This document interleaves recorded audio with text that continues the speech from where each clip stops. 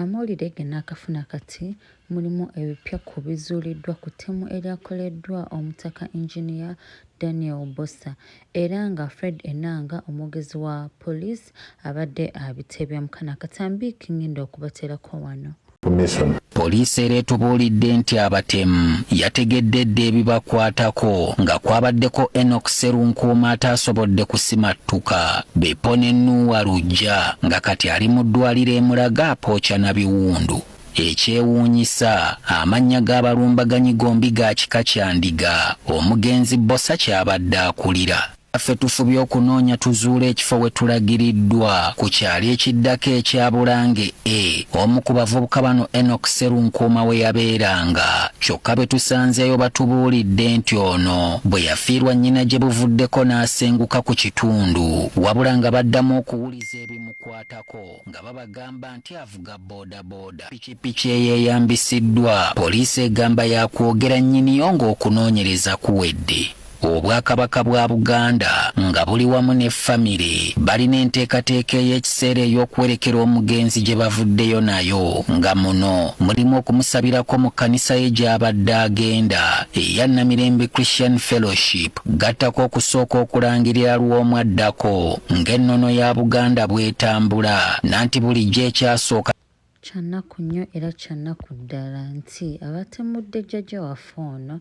babadde ba kika kye. Jjukira Engineer Bossa Daniel omugenzi yabadde akulira ekika eky'Endiga mu Buganda era nga bano babanga batabani be era bambi kyaswavu nnyo nnyo nnyo nga yomuwuliriza amannya gaabwe bagwa mu kika kya Ndiga. Kyaswavu nnyo, kyannaku nnyo, naye nga omu ye ku babadde batemudde Mutaka waffe jjajja yafiiriddewo era ng'omulala akyapookya n'ebiwundu mu ddwaliro.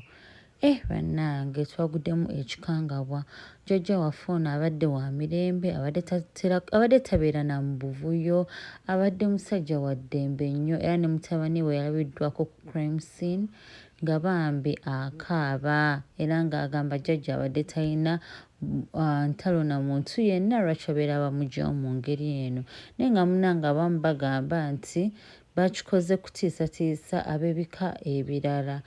Mbu Emmengo waliyo obuvuyovuyo, so munnange ebintu byabwe biwanvu nnyo, naye nga byebyo ebimu ku bye tubadde twakafunawo bikwatagana ku ttemu eryakoleddwa jjajja waffe. Tuvumirwa kino ekikola era nga kyannaku nnyo, tukyakungubaga tusaba Mukama ayongere okugumya nnamwandu n'omuzzukulu kubanga bano babadde balimu mu mmotoka naye bo tebakoseddwa. Tebakoseddwa naye nga kyannaku nnyo, tusaba Mukama ayongere okugumya famire ye, ab'eŋŋanda, Buganda ne Uganda ng'awamu. Era nga ne Elias Lukwago nga mulaba mu kafaananyi waggulu yagenzeeyoko mu maka gono jjajja waffe yatuvuddeko n'awaayo speech era n'avumirirwa ebikola nga bino eby'ettemu eby'obutujju. N'agamba nti ne gavumenti at some point yakunenyezebwa, nga yeebuuza abantu bajja batya okubeera n'amamundu. Amamundu ago abantu bagafuna batya kubanga emmundu erina okuba nga ekwatibwa munnamagye ne bano aba security, naye kati zibava batya mu ngalo. Era nga kigambibwa nti mulimu abantu mu Uganda oba tubayita abanene abatambula n'emmundu era kyo bambi ekyo ekikolwa yakivumiridde nnyo nnyo nnyo n'amaanyi.